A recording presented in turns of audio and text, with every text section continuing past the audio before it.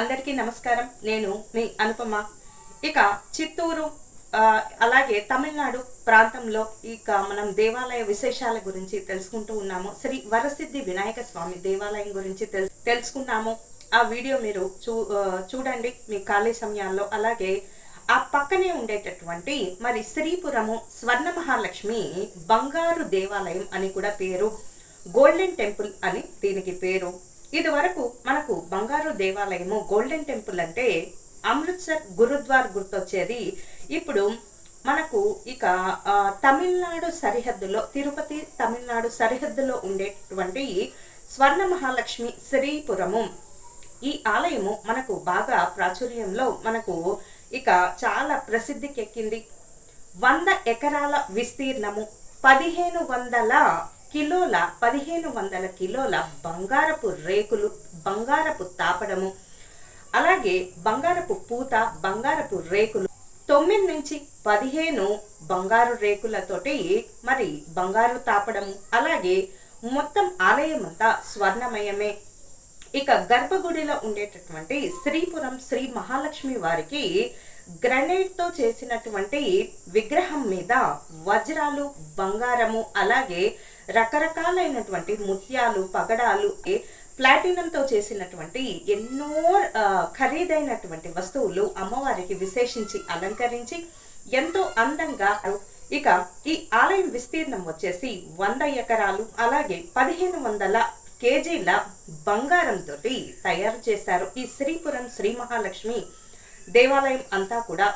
ఇక మనము ఆ ప్రాకారం మొత్తము ఒకసారి గమనిస్తూ ఉంటే ఎక్కడ చూసినా పచ్చటి ప్రకృతి, ఎక్కడ చూసినా రంగురంగుల పువ్వులే, పచ్చటి చెట్లు మనకు దర్శనమిస్తూ ఉంటాయి. అలా మనము ఒకసారి ఆకాశ మార్గం నుంచి గనక మరి ఏరియల్ వ్యూ అంటారు కదండి, అలా గనక ఒకసారి విమానం నుంచి పైన నుంచి గనక చూసే అవకాశం ఉంటే శ్రీచక్ర ఆకారంలో ఉంటుంది. మనము గర్భగుడిలోకి వెళ్ళేటటువంటి మరి ఆ ప్రదేశము ఏదైతే ఉంటుందో 1 నుంచి 2 కిలోమీటర్ల మధ్య ఉంటుంది ఆ నడక దారి. దేవాలయం మొదలు నుంచి అలా నడుస్తూ వెళ్తూ ఉంటే గర్భగుడికి చేరుకోవడానికి 1.8 లేదా 2 కిలోమీటర్ల దూరము నడకదారి ఉంటుంది. ఈ నడకదారి అంతా పైనుంచి మనం గమనిస్తూ ఉంటే ఒక శ్రీచక్ర ఆకారము అలా పోలి ఉంటుంది, శ్రీచక్రం నక్షత్ర ఆకారాన్ని పోలి ఉంటుంది. ఇక కాట్పాడి అనేటటువంటి రైల్వే స్టేషన్ లో అన్ని రకాలైనటువంటి రైళ్లు ఆగుతాయి కాబట్టి అక్కడి నుంచి చాలా సులువుగా చేరుకోవచ్చు. తిరుపతి నుంచి మరి 120 కిలోమీటర్లు, కాట్పాడి రైల్వే స్టేషన్ జంక్షన్ నుంచి 15 కిలోమీటర్ల దూరంలో ఉంటుంది ఈ గోల్డెన్ టెంపుల్. అలాగే శ్రీలక్ష్మి నారాయణి గోల్డెన్ టెంపుల్ ఈ టెంపుల్.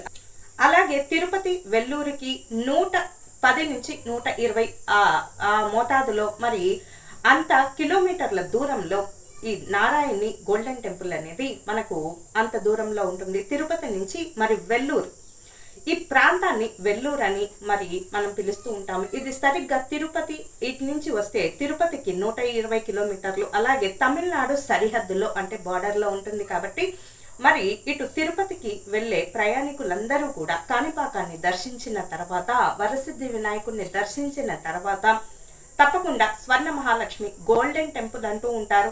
ఇది వరకు మనకు గోల్డెన్ టెంపుల్ అంటే గురుద్వార్, అమృత్సర్లో ఉండే గురుద్వార్ మాత్రమే గుర్తొచ్చేది.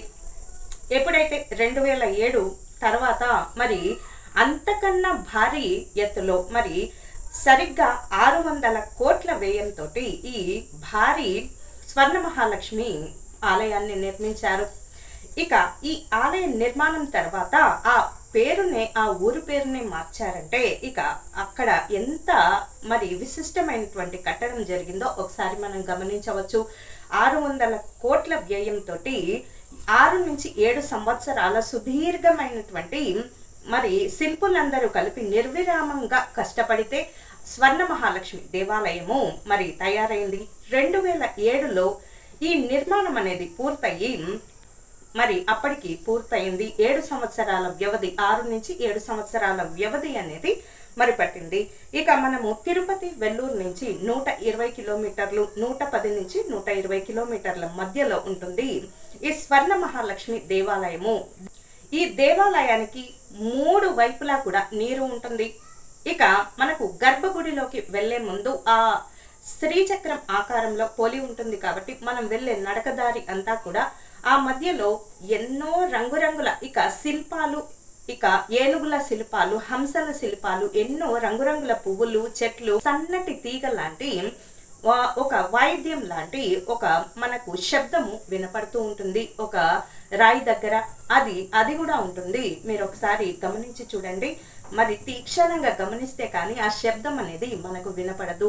అలా 400 మంది శిల్పులు తదేకంగా మరి శ్రమిస్తే తయారైంది ఈ బంగారు మహాలక్ష్మి, స్వర్ణ మహాలక్ష్మి, శ్రీపురం మహాలక్ష్మి, వెల్లూరులో ఉండేటటువంటి ఈ స్వర్ణ మహాలక్ష్మి దేవాలయము. మొదట అంతా కూడా రాగి తాపడంతో మరి నిర్మించి, ఆ తర్వాత స్తంభాలు, అలాగే ఏనుగు బొమ్మలు, అలాగే హంసలు, ఏనుగుల నుంచి నీళ్లు రావటము, అక్కడే ఉన్న గర్భగుడి చుట్టూ ఉండేటటువంటి కొలంలో ఈ దేశంలో ఎన్నైతే మరి పుణ్యక్షేత్రాలు, నదుల తీర్థాల నదులు జలాలు ఉన్నాయో అవన్నీ తెచ్చి అక్కడ నింపారట. మరి అంతటి విశిష్టత ఉంది ఈ స్వర్ణ మహాలక్ష్మి శ్రీపురము దేవాలయంకి. అలాగే 3 వైపులా కూడా నీరు ఉంటుంది, ఒక వైపు మాత్రము ద్వారం ఉంటుంది. ఒక మనిషి ముక్తిని సాధించాలంటే, మరి మోక్షాన్ని పొందాలంటే 7 జన్మలు దాటి భగవంతుణ్ణి చేరాలట. మరి దానికి ప్రతీకగా 7 ద్వారాలను దాటి అలా వెళ్తూ ఉండాలి. దాదాపు 2 కిలోమీటర్లు నడకదారి ఉంటుంది లోపలికి గర్భాలయం చేరాలంటే. ఎక్కడ మొదటి నుంచి లోపలికి చేరాలంటే 2 కిలోమీటర్ల దూరం ఉంటుంది. ఇక్కడ మరొక విశేషం ఏమిటి అంటే, ప్రతిరోజు 5 నుంచి 7:30 వరకు అభిషేకం జరుగుతూ ఉంటుంది మహాలక్ష్మీదేవికి. శుక్రవారం అయితే ప్రతిరోజు ప్రత్యేకంగానే జరుగుతుంది. శుక్రవారం మరింత ప్రత్యేకంగా అభిషేకాలు, అలంకారాలు, అమ్మవారికి పువ్వులు అవన్నీ అలంకారం ఇష్టం కాబట్టి ప్రత్యేకించి చేస్తూ ఉంటారు. పువ్వులు, అభిషేక ప్రియురాలు కాబట్టి మరి అభిషేకం కూడా బాగా చేస్తూ ఉంటారు. శుక్రవారము చాలా విశిష్టత కూడినటువంటిది, అమ్మవారికి ఇష్టమైనటువంటి రోజు కాబట్టి ప్రతిరోజు అమ్మవారి రోజే. కాకపోతే శుక్రవారము మహాలక్ష్మికి ఆ విధంగా ఆపాదించబడింది కాబట్టి ఆ రోజు ప్రత్యేకంగా దర్శనాలు, అలా మనకు అలంకారాలు, రకరకాల పువ్వులు, రంగురంగుల పువ్వులు దర్శనమిస్తూ ఉంటాయి. రోజు 5 నుంచి 7:30 వరకు అభిషేకాలు జరుగుతూ ఉంటాయి. ఆ తర్వాత దర్శనం ఉంటుంది. మరొక విషయం గమనించాలి. ఏమిటి అంటే, శీఘ్ర దర్శనాలు, ప్రత్యేక దర్శనాలు అంటూ ఏమీ లేవు. ఎంత గొప్ప వాళ్ళు వచ్చినా అందరూ సరాసరి ఆ శ్రీచక్రం వైపు ఉండేటటువంటి నడకదారి ఏదైతే ఉంటుందో శ్రీచక్ర ఆకారంలో ఉంటుందని చెప్పుకున్నాం కదా, ఆ నక్షత్ర ఆకారం పోలినటువంటి ఆ నడకదారి గుండానే వెళ్ళాలి తప్ప శీఘ్ర దర్శనాలు, ప్రత్యేక దర్శనాలు అంటూ ఏమీ ఉండవు. భారీ విరాళాలు ఎక్కడి నుంచి వస్తాయని చూసుకుంటే, US, కెనడా నుంచి బాగా భారీ విరాళాలు, అక్కడి నుంచి భక్తులు మరి భారీ స్థాయిలో విరాళాలు, అలాగే డొనేషన్స్ అనేవి ఇస్తూ ఉంటారు. వారి యొక్క కాంట్రిబ్యూషన్ అంటారు, వారి యొక్క డొనేషన్స్ కానీ మరి దాతలు కానీ ఎక్కువగా ఉన్నారు. విదేశాల నుంచి కూడా ఎక్కువగా ఉన్నారు. అలాగే మన దేశంలో కూడా విరాళాలు ఇచ్చేటటువంటి దాతలు కూడా ఎక్కువగానే ఉన్నారని చెప్పుకోవాలి. శ్రీపురం అనేటటువంటి పేరు వచ్చే అంతకు ముందు మలైకోడి అని పేరు ఈ ప్రాంతానికి, తిరుపతి మలైకోడి అని కూడా పేరు. మరి ఈ దేవాలయానికి ఎప్పుడైతే మరి స్వర్ణ తాపడము 9 నుంచి 15 రేకుల వరకు స్వర్ణ తాపడం చేయించారో, అప్పటి నుంచి కూడా మరి అప్పటి నుంచి ఆ నిర్మాణం పూర్తయిన దగ్గర నుంచి దీన్ని శ్రీపురము అంటే లక్ష్మీపురం అనుకోండి, అంటే సాక్షాత్తు అష్టలక్ష్మి అక్కడ తిష్ట వేసుకొని కూర్చుంది కాబట్టి దానికి శ్రీపురం అని పేరు నామకరణం చేశారట. వీటన్నిటికీ ప్రధాన కారణము ఎవరు, ఆ వ్యక్తి ఎవరు ఇంత బాగా చేయటానికి అని చూసుకుంటే, నారాయణి అమ్మ లేదా శక్తి అమ్మ. ఈయన పేరే సతీష్ కుమార్. ఈయన మరి మిల్లులో పనిచేసే ఒక కార్మికుడి కుమారుడు. ఆయన పేరు నందగోపాల్. ఆయన తల్లి ఒక ఉపాధ్యాయురాలు. చిన్నప్పటి నుంచి చదువు కన్నా కూడా మరి ప్రాథమిక విద్య తర్వాత ఎప్పుడు కూడా యజ్ఞయాగాదులు, భక్తి మార్గము, గుళ్ళు, గోపురాలు, యజ్ఞయాగాదులు ఎప్పుడు వీటి చుట్టే శక్తి అమ్మ లేదా నారాయణి అమ్మ అని పేరు మార్చుకున్నటువంటి సతీష్ కుమార్ ఆయన ప్రోద్బలంతో, ఆయన సహకారము ప్రోద్బలంతో ఇవన్నీ జరుగుతున్నాయి కాబట్టి నారాయణి ట్రస్ట్ అనేది మరి రూపొందించి డొనేషన్స్ అనేవి సేకరించి ఇంత అద్భుతమైనటువంటి కట్టడానికి మరి బంగారు తాపడానికి ప్రోత్సాహం తెలిపింది మాత్రము మరి నారాయణి అమ్మ. ఈయన్నే సతీష్ కుమార్ అసలు పేరు. కాబట్టి ఎప్పుడు కూడా భక్తి వైపు ఆయన మనస్సు లాగడం ప్రారంభించింది. ఇక 16వ ఏటనే ఇక నారాయణి అమ్మ లేదా శక్తి అమ్మగా పేరు మార్చుకొని ఇక నారాయణి ట్రస్ట్ ఫౌండేషన్ వాటిని ఆ సంస్థను స్థాపించి వచ్చే విరాళాలతోటి మొత్తం దేవాలయం అంతా కూడా స్వర్ణ దేవాలయం చేయాలని, అమ్మకు ఏ లోటు ఉండకూడదని మరి ఎప్పుడైతే ఈయన ఒకసారి వెల్లూరు బస్టాండ్లో అలా బస్లో వెళ్తూ ఉండగా ఆయనకు ఒకలాంటి ఆకాశంలోంచి ఒక కాంతి రేఖ కనపడిందట. ఆ కాంతి రేఖలోంచి స్వర్ణ మహాలక్ష్మి దర్శనం ఇచ్చిందట. ఇక అప్పటి నుంచి కూడా పరమభక్తుడు, అసలే పరమభక్తుడైనటువంటి ఈ నారాయణి అమ్మ లేదా శక్తి అమ్మ అప్పటి నుంచి కూడా ఇక ఈ బంగారు తాపడంతో ఆలయాన్ని చాలా సుందరంగా తీర్చిదిద్దాలని, అమ్మకు అంతే అందమైన దేవాలయం ఉండాలని అదే పనిగా మరి ప్రయత్నిస్తూ మరి ఇప్పటికీ పూర్తయింది 2007లో. కాబట్టి ఈయన సహకారము చాలానే ఉంది. ఈయననే శక్తి సిద్ధ అనే పేరుతోటి కూడా పిలుస్తూ ఉంటారు. ఇక మనము భౌగోళిక ఆకారంలో చూసుకుంటే ఇది మరి భారతదేశంలో వెల్లూరులో మరి ఉంటుంది. శ్రీపురము స్వర్ణ మహాలక్ష్మి దేవాలయము, రాష్ట్రం వచ్చేసి తమిళనాడు, అలాగే స్థలం వచ్చేసి వెల్లూరు, ప్రదేశం వచ్చేసి వెల్లూరు డిస్ట్రిక్ట్, అలాగే తిరుమల కోడి అనేటటువంటి పేరు మరి ఈ ప్రదేశానికి. ఈ పేరు మరి ఏమిటి అని చూసుకుంటే లక్ష్మీనారాయణి బంగారు దేవాలయము అని కూడా మనము పిలుస్తూ ఉంటాము. ఇక కాట్పాడి జంక్షన్ అన్ని రైల్వే స్టేషన్ల కన్నా ఇక అధిక శాతము రైళ్లు ఈ కాట్పాడి జంక్షన్ లో ఆగుతూ ఉంటాయి. కాబట్టి కాట్పాడి జంక్షన్ నుంచి ఈ ఆలయానికి ప్రధాన రహదారుల్లో మరి ప్రయాణించడానికి ప్రయాణికులకు సులువుగా ఉండేటటువంటి ఈ జంక్షన్ నుంచి కాట్పాడి నుంచి ఇక వెంటనే మనము వెల్లూరుకి చేరుకోవడానికి అనువుగా ఉంటుంది. ఇక తిరుపతి నుంచి 120 కిలోమీటర్లు, అలాగే చెన్నై విమానాశ్రయం నుంచి 145 కిలోమీటర్ల దూరంలో ఉంటుంది. తిరుమల యాత్రకు వెళ్లే యాత్రికులు కాణిపాకంతో పాటు శ్రీపురం శ్రీ మహాలక్ష్మి యాత్రను సంపూర్ణం చేసుకుంటూ ఉంటారు. ఇక కాట్పాడి జంక్షన్ శ్రీపురానికి చేరుకోవాలంటే కాట్పాడి రైల్వే స్టేషన్ దిగి చేరుకోవచ్చు. అలాగే చిత్తూరు నుంచి 49 కిలోమీటర్ల దూరంలో ఉంటుంది. కాబట్టి కాణిపాకం వరసిద్ధి వినాయక స్వామి దర్శనం తర్వాత అమ్మవారి దర్శనం చేసుకొని అలాగే ఎగువ తిరుపతి దిగువ తిరుపతి దర్శనాలు చేసుకుంటే ఇక చాలా బాగుంటుంది. కాట్పాడి జంక్షన్ నుంచి మరి విరివిగా మరి బస్సులు అవన్నీ కూడా ప్రయాణానికి సులువుగా ఉంటుంది. కాబట్టి ఎక్కువ మరి అక్కడి నుంచి ప్రయాణాన్ని సాగిస్తూ ఉంటారు ప్రయాణికులు. ప్రాంగణాన్ని ఒకసారి దర్శించుకుంటే ఇక 30,000 మొక్కలు, రకరకాలైనటువంటి పూల చెట్లు మొక్కలు, అలాగే 1,00,000 మొక్కలు నాటారట. అందమైన ఫౌంటైన్ల నుంచి అంటే చక్కటి నీరు చూపురులకు చాలా అందంగా ఉంటుంది. అలాగే ఆలయానికి ప్రత్యేకమైనటువంటి లైటింగ్ ని ఏర్పాటు చేస్తూ ఉంటారు. ఇక సరిగ్గా గోల్డెన్ టెంపుల్ ని స్వర్ణ మహాలక్ష్మి దేవాలయాన్ని చూడాలంటే అసలు సంధ్య వేళ లైట్లు వేసిన తర్వాతే చూడాలి. వెలిగించిన తర్వాతే, దీపాలు పెట్టిన తర్వాత అంటే 6-6:30 తర్వాత ఆ దేవాలయానికి వెళ్తే ఆ కాంతి అసలే బంగారు తాపడంతో మెరిసిపోతున్నటువంటి ఆ గోల్డెన్ టెంపుల్లో సరిగ్గా 6-6:30 ఆ ప్రాంతంలో మరీ చాలా బాగుంటుంది. అప్పుడు వెళ్ళే ప్రయత్నం చేయండి వీలుంటే. ఇక శిల్ప కళా చాతుర్యము దేదీప్యమానంగా మరి వెలుగొందుతూ ఉంటుంది. ఇంత ప్రత్యేకంగా ఫౌంటైన్లు, స్తంభాలు ఇవన్నీ నిర్మించాలంటే మంచి శిల్ప కళాకారులు కావాలి. కాబట్టి శిల్ప చాతుర్యం అనేది ప్రస్ఫుటంగా మనకు తెలిసి వస్తుంది.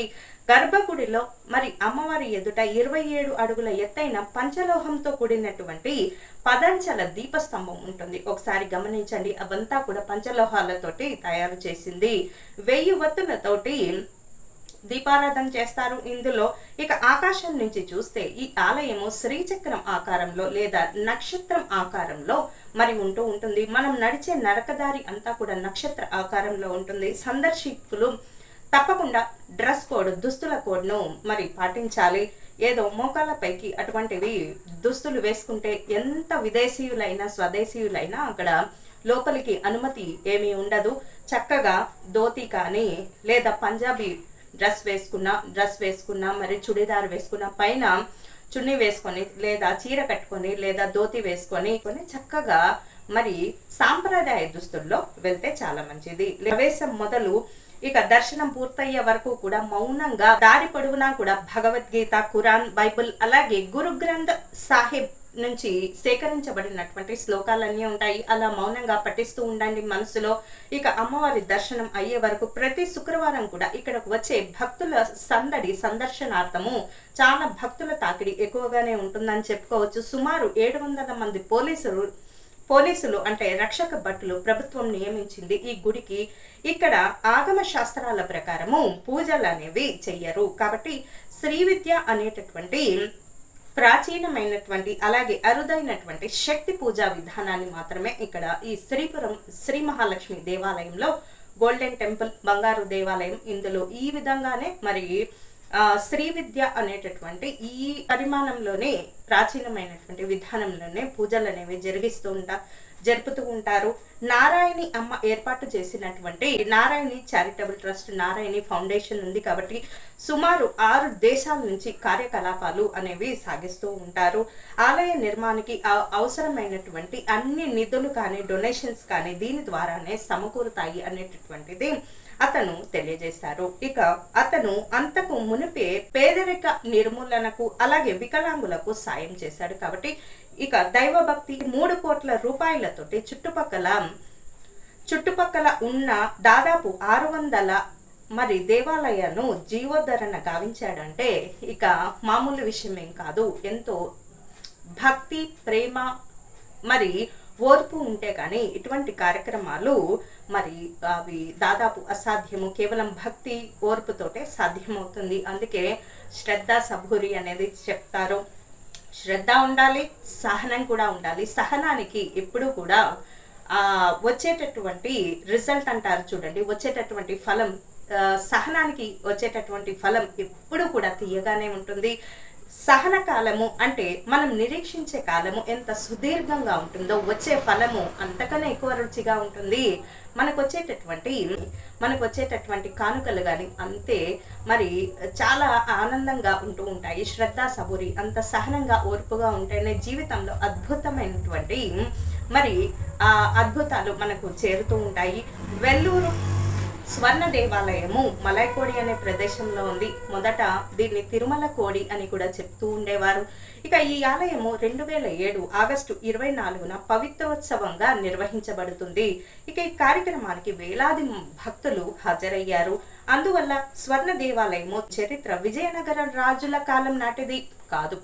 కాబట్టి ఆ కాలంలో నగరంలో ఎక్కువ భవన నిర్మాణాలు జరిగాయి. ఈ ఆలయాన్ని అత్యంత నైపుణ్యంగా కలిగి ఉంటాయి. ఇక కళాకారులు నిర్మించారు. ఈ మహాసముద్రాన్ని సృష్టించడానికి ఇక వారు క్లిష్టమైనటువంటి శక్తివంతమైనటువంటి మానవీయ పని చేశారు. ఈ ఆలయాన్ని 100 ఎకరాల విస్తీర్ణము అలాగే వెల్లూరుకు చెందినటువంటి వాస్తు శిల్పులు శ్రీ నారాయణి పీఠము రూపొందించారు. ఇక దీనిని వెల్లూరుకు చెందినటువంటి శ్రీశక్తి అమ్మ నారాయణి అని కూడా మరి పిలుస్తూ ఉంటారు. ఈ ఆలయ నుదురు లేదా కిరీటము భారతీయ నిర్మాణంలో ఇప్పటి వరకు చూడని అత్యంత క్లిష్టమైనటువంటి డిజైన్లో కలిగి ఉంటుంది. ఇది బంగారము మరియు వెండితో సంక్లిష్టమైనటువంటి కళారూపాలతోటి చెక్కబడింది. ఇక ఈ విస్మయం కలిగించే నుదురు అభివృద్ధికి 2007 ఆగస్టు 24న పూర్తయింది. ఇక దీని తయారీకి 1500 కిలోల కంటే ఎక్కువ బంగారం ఉపయోగించబడిందని అందరూ కూడా నమ్ముతూ ఉంటారు. శ్రీలక్ష్మి స్వర్ణ దేవాలయం కిరీటము విమానం లేదా అర్ధమండపం అని కూడా పిలుస్తూ ఉంటారు. ఈ కిరీటం నిర్మాణం చరిత్రలో అతిపెద్ద ఆలయ కిరీటాల్లో ఒకటి. ఈ ఆలయము శ్రీ మహాలక్ష్మి లేదా శ్రీ లక్ష్మికి నిలయము. శ్రీపురం స్వర్ణ దేవాలయము 7 సంవత్సరాల కాలంలో నిర్మించబడింది. ఇక తాజ్ మహల్ 22 సంవత్సరాల్లో నిర్మించబడింది. అమృత్సర్లో ఉండేటటువంటి గురుద్వార స్వర్ణ దేవాలయము సుమారు 10 సంవత్సరాల వ్యవధిలో నిర్మించబడింది. ఇక ఇతర భారీ భవనాలు మరియు ఆలయ భవనాలు అన్ని కూడా పరిమాణంలోకి తీసుకుంటే ఈ కాలం చాలా చిన్నదనే చెప్పాలి. చాలా త్వరగానే పూర్తయింది శ్రీపురము శ్రీ మహాలక్ష్మి దేవాలయం యొక్క కట్టడము 7 సంవత్సరాలు. సర్వమత సమ్మేళనము అనేది పురాణ బైబిల్ గీత ఇటువంటి అన్ని సందేశాలు కూడా ఆ వెళ్తున్న నడకదారిలో అన్ని సందేశాలు మతానికి అతీతంగా అన్ని మతాలను మరి సమర్థించేలాగా ఆ సర్వమత సమ్మేళనంగా అన్ని మతాలు కూడా ప్రబోధించేది మంచే కాబట్టి అన్ని మతాలను చేకూర్చి అక్కడ ఆ వాక్యాలు రాయడం అనేది చాలా గొప్ప మరి సర్వమత సమ్మేళనానికి ఒక మరి దారితీస్తుంది. ఇలా చేయడం వల్ల యూనిటీ ఇన్ డైవర్సిటీ అన్నట్టుగా అన్ని రకాల పువ్వులు కలిస్తేనే ఒక అద్భుతమైనటువంటి పూలదండ ఏర్పడినట్టుగా అన్ని మతాల వారు కలిస్తేనే మరి ఒక చక్కటి ఆధ్యాత్మిక చింతన అనేది ఉంటుంది అని దీంట్లో చెప్పకనే చెబుతూ ఉన్నారు. దాన్ని అలా మౌనంగా స్మరిస్తూ గర్భగుడిలోకి వెళ్ళి దర్శించుకునేంత వరకు మౌనంగా ఉండాలనేది ఒక మరి చెప్తూ ఉంటారు. అలా ఉదయం 8 నుంచి రాత్రి 8 వరకు ఆలయ దర్శనాలు అనేవి ఉంటూ ఉంటాయి. సరిగ్గా మనకు ఈ అన్న ప్రసాద వితరణ కూడా ఉంటుంది. ఉచిత అన్నదానం అని చెప్పి ఏం సంశయించక్కర్లేదు. చాలా రుచిగా శుచిగా ఉంటుంది అన్నదాన ప్రసాదాలన్నీ కూడా. పాశ్చాత్య దుస్తులకు కానీ దూరంగా ఉండండి. మరి వెళ్ళేది దేవాలయానికి కాబట్టి చాలా ఆధ్యాత్మిక చింతనతోటి సంస్కృతిని మన సంప్రదాయాన్ని కూడా అలంకరణ కూడా ఉంటే చాలా బాగుంటుంది. లేదా లోనికి అనుమతించరు కాబట్టి ఆలయాన్ని సందర్శించేటప్పుడు భక్తులు మర్యాద పూర్వకంగా మరి సంస్కృతిని ఉట్టిపడేలాగా దుస్తులు ధరించాలని అభ్యర్థిస్తారు. నైట్ షర్ట్స్, షార్ట్లు కానీ లుంగీలు కానీ మిడ్డీలు కానీ షర్ట్స్ కానీ షార్ట్లు కానీ ఇలాంటివి వేసుకొని వెళ్ళకండి. మరి ముఖ్యంగా బెర్ముడాలు ప్రవేశానికి అనుమతించే నిబంధన లేదు. మరి ఇటువంటి విచిత్రమైనటువంటి వేషధారణతో వెళ్తే అస్సలు అనుమతించారు. కాబట్టి ఏదైనా హిందూ దేవాలయాన్ని సందర్శించేటప్పుడు జాతి లేదా సంప్రదాయ దుస్తులు ధరించడము మరి చాలా ఉత్తమము. చుడిదార్ లేక పటియాల అంటూ ఉంటారు, కుర్తీ లేదా చీర. మహిళలకు మరి ఉత్తమ ఎంపికలు. పురుషులకైతే పైజామా కానీ లేదా ధోతీలు, కుర్తా ఇటువంటివి, చొక్కాలతోటి జీన్స్ అనువైనటువంటి ఎంపికలు. దుపట్టా, స్కార్ఫ్ లేదా రుమాలు వంటివి ఏదైనా మరి తలకు కవర్ చేసుకోవడము చాలా ఉత్తమము. ఎప్పుడైనా సరే ఆధ్యాత్మిక చింతనలో వెళ్ళేటప్పుడు ఆధ్యాత్మిక చింతనగా ఉండాలి తప్ప అక్కడ మరోలాగా ఉండటానికి లేదు. కెమెరాలు, సెల్ ఫోన్స్ మరి ఇతర ఎలక్ట్రానిక్ వస్తువులు ఏవి కూడా లోపలికి అనుమతించరు. బయట డిపాజిట్ చేసుకోవాల్సి ఉంటుంది. ఎలక్ట్రానిక్ పరికరాలన్నీ కూడా బయట డిపాజిట్ చేసుకోండి. తమిళనాడు దేవాలయాలకు పెట్టింది పేరు, ప్రసిద్ధి కాబట్టి తమిళనాడులో చాలా దేవాలయాలు ఉంటాయి. మనకు ఓపిక ఉండి తిరగాలి కానీ ఎన్నో దేవాలయాలు ఉంటాయి. ఏళ్ల క్రితం నిర్మించబడినటువంటి ఆలయాలు కూడా ఎంతో విశిష్టతను కలిగి ఉంటాయి. అలాంటి ఆలయాల్లో ఒకటి ఈ శ్రీపురము శ్రీ మహాలక్ష్మి దేవాలయము. దీనిని గోల్డెన్ టెంపుల్ అని కూడా అంటూ ఉంటారు. బంగారు తాపడం ఏదైతే ఉంటుందో దీనిని చేతితో రాసిన శాసనాలు ఎంతో మరి ఇక ఘనంగా అలంకరించబడ్డాయి. చాలా తీక్షణంగా గమనించండి ఎక్కడెక్కడ ఏమేమి లిఖించబడ్డాయో. ఇక ఈ ఆలయంలో చేతితో రాసినటువంటి శాసనాలు కానీ అలాగే కళా వేదికలు కానీ ప్రాధాన్యతను సంతరించుకుంటూ ఉంటాయి. ఒకసారి మరి తీక్షణంగా గమనించండి. నారాయణి ఆలయ నిర్మాణం వెనుక ఉన్న వ్యక్తి శక్తి అమ్మ లేదా నారాయణి అమ్మ అని చెప్పుకున్నాం కదా. ఈయన అసలు పేరు సతీష్ కుమార్ అని చెప్పుకున్నాము.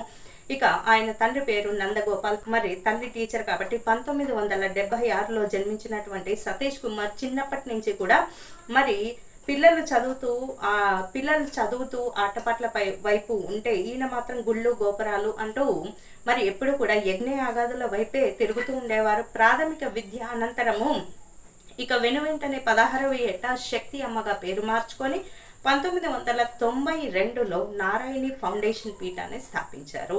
ఇక ఆయన ఒకరోజు బస్సులో ప్రయాణిస్తూ ఉండగా శ్రీపురం వద్ద ఆకాశం నుంచి ఓ వెలుగు రేఖ, కాంతి రేఖ కనిపించడము, ఆ వెలుగులో లక్ష్మీదేవి రూపము, నారాయణి రూపము సందర్శించడము దర్శనమిచ్చిందట. ఇక అప్పటి నారాయణి పీఠంలో అమ్మవారి విగ్రహాన్ని మరి గ్రానైట్ తో మొదటిగా ప్రతిష్ఠించి ఆ తర్వాత బంగారు తాపడాన్ని చేయించారు. బంగారు రేకుల్ని ముందుగా ఈ రాగి పూతను రాగి రేకుని అమర్చి ఆ తర్వాత బంగారు రేకుల్ని 9 నుంచి 15 షీట్ల వరకు వాడారని మరి నానుడి. ఇక విగ్రహాన్ని ప్రతిష్ఠించి పూజలు, ఆధ్యాత్మిక చింతన వైపు ప్రవచనాలు, సేవా కార్యక్రమాలు చేపట్టారట. ఇక పీఠం తరపున ఉచిత వైద్యశాల, పాఠశాలలు అన్ని కూడా నిర్మించారు. భక్తులకు ఉపదేశాలు ఇవ్వడం, వారి సమస్యలకు పరిష్కారాలు చెప్పడము, పరిష్కార మార్గాన్ని సూచించడము, నిరంతరం నిర్వహించేటటువంటి అన్నదానం. శక్తి అమ్మ భక్తులు ఇక దేశ విదేశాల్లో కూడా విస్తరించారంటే ఆయన కీర్తి ఎటువంటిదో మనం అర్థం చేసుకోవచ్చు. అమెరికా, కెనడా దేశాల్లో కూడా ఈయనకు మరి ఫౌండేషన్లో రిజిస్టర్ అయి వివిధ కార్యక్రమాలను నిర్వహిస్తున్నారంటే ఇక ఆయన గొప్పతనం చెప్పకనే తెలుస్తూ ఉంటుంది. ఇక శ్రీపురంలో ఉండేటటువంటి శ్రీ లక్ష్మీ నారాయణి దేవాలయము వ్యయపరంగా అలాగే విస్తీర్ణం పరంగా అమృత్సర్లో ఉండేటటువంటి స్వర్ణ దేవాలయం కంటే కూడా చాలా పెద్దది. ఆ బంగారాన్ని అలాగే తాపడాన్ని చేసేందుకు చాలా ఖర్చు, దాదాపు 300 నుంచి 600 కోట్ల మధ్య వ్యయం అనేది అయ్యిందట. ఇక ఈ వ్యయంతో పోలిస్తే బంగారం కొనేందుకు పెట్టిన ఖర్చు తక్కువ కాబట్టి నిర్మాణానికి అవసరమైనటువంటి బంగారం అంతా కూడా సేకరించి ఇక నిర్మాణానికి ఇక పారదర్శకాలు అనేవి పాటించారు. రిజర్వ్ బ్యాంక్ అనుమతితోటే మరి అనుమతి పొంది minerals and metal trading corporation బంగారాన్ని కొనుగోలు చేశారు. ఇక కంచి కామాక్షి అమ్మవారు ఆలయంలో స్థపతి సుబ్బయ్య అలాగే తిరుపతి శ్రీ వెంకటేశ్వర శిల్పకళ శాల స్థపతి శ్రీనివాసుల పర్యవేక్షణలో ఈ నిర్మాణం అంతా కూడా జరిగింది. 400 మంది విశేషించి ఈ శిల్ప కళాకారులు 7 సంవత్సరాలు కష్టపడితే మరి శ్రీపురం శ్రీ మహాలక్ష్మి ఆలయంగా నిర్మించబడింది. తిరుమల తిరుపతి దేవస్థానానికి ఇక బంగారు తాపడంలో పాలు పంచుకున్న వారు కూడా ఈ స్వర్ణ మహాలక్ష్మి దేవాలయంలో పనిచేసిన వాళ్ళే. ఇక 6 నుంచి 7 సమయం పట్టింది. ఆలయానికి రాజగోపురం ఉంది. తిరుమల ఆలయానికి వలె 36 స్తంభాలు ఉంటాయి. ఈ ఆలయ మధ్యలో ఉన్న ఒక షాండ్లియర్ పూర్తిగా బంగారంతో చేసిందే. ఒక్కొక్కటి మరి గమనిస్తూ ఉండండి సమయం తీసుకొని. ఆలయ ప్రాంగణంలో చక్కగా రకరకాలైనటువంటి మొక్కలు కూడా పెంచారు. శిల్పకళకు ఇంత చక్కటి ఫౌంటైన్లకు రకరకాల నదీ జలాలకు అలాగే బంగారు తాపడానికి 9 నుంచి 15 బంగారు రేకులు అమర్చడానికి బంగారు పూత అమర్చడానికి సరిగ్గా తిరుమల తిరుపతి దేవస్థానంతో కొంచెం పోలికలు ఉంటాయి. అక్కడ పనిచేసిన వారే ఇక్కడ కూడా పనిచేయడం ద్వారా 7 సంవత్సరాలు సుదీర్ఘంగా కష్టపడడం ద్వారా ఆ ప్రాంతం పేరే శ్రీపురంగా మార్చారంటే ఇక ఎంత గొప్ప విషయము. కాబట్టి బంగారము అలాగే గోపురము విమానము అలాగే అర్ధమండప శటగోపం అన్ని కూడా బంగారంతో చేసినవే. ఏ గుడికి వెళ్ళినా తీర్థం తీసుకొని శటగోపము మీ తల మీద పెట్టించుకుంటే యాత్ర సంపూర్ణం అవుతుంది, దేవత అనుగ్రహం కలుగుతుందని నానుడి. అన్ని కూడా బంగారంతో చేసినవే. మరి బంగార ఆలయంగా ప్రసిద్ధి చెందింది శ్రీపురము స్వర్ణ మహాలక్ష్మి దేవాలయము. కాట్పాడి రైల్వే స్టేషన్ నుంచి ఇక మరి దగ్గరలో ఉంటుంది.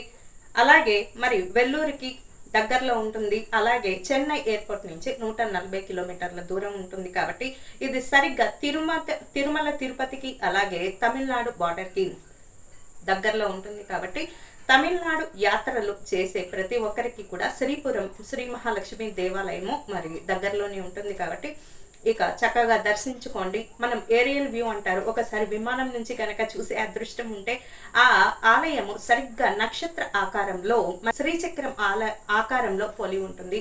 ఆ లోపలికి వెళ్ళే మెయిన్ ఎంట్రన్స్ నుంచి లోపలికి మరి గుడి మొదల నుంచి ప్రారంభిస్తే లోపల గర్భగుడిలోకి చేరే వరకు దర్శనము అమ్మవారి దర్శనం కి వెళ్ళే నడకదారి మొత్తం చూసుకుంటే 2 కిలోమీటర్లు దాదాపుగా ఉంటుంది. ఇవంతా కూడా శ్రీచక్రం ఆకారంలో ఉంటుంది, నక్షత్ర ఆకారంలో ఉంటుంది. రకరకాల చెట్లు పువ్వులు ఫౌంటైన్లు శ్రావ్యమైనటువంటి సంగీతం కూడా అక్కడక్కడ వినిపిస్తూ ఉంటుంది. అలా 100 ఎకరాలు 1500 బంగారు 1500 కేజీల బంగారు తాపడము బంగారు పూత వజ్రాలు వైడూర్యాలు గర్భగుడిలో ఉండేటటువంటి మహాలక్ష్మికి అన్ని మరి చక్కగా ముస్తాబు చేస్తూ ఉంటారు. ఈ లోకమే ఆమె సృష్టి కాబట్టి అన్ని ఆ అమ్మవారికి నివేదించి చక్కగా మరి ఎంతో వ్యయ ప్రయాసలకు కేవలం డబ్బు ఉంటేనే సరిపోదు, కళాకారులు ఉంటేనే సరిపోదు, డబ్బు కూడా ఉండాలి, బంగారం ఉండాలి, ప్రభుత్వ అనుమతులు ఉండాలి. ఇవన్నీ సేకరించి మరి శక్తి అమ్మ నారాయణి అమ్మ ఈయన సహకారంతో మరి వేలాది మంది భక్తులు సహకారంతో దేశ విదేశాల నుంచి యుఎస్ కెనడా ఇలా అన్ని దేశాల భక్తుల సహకారంతో ఇక్కడ మరి చక్కగా ఆధ్యాత్మిక చింతనలో ఇక దేశంలో ఎక్కడా లేనటువంటి చక్కటి బంగారు ఆలయంగా మనకు golden temple of south India అని కూడా అంటూ ఉంటారు. అటువంటి ప్రాంతంలో మనం ఉండడం మన అదృష్టం. కాబట్టి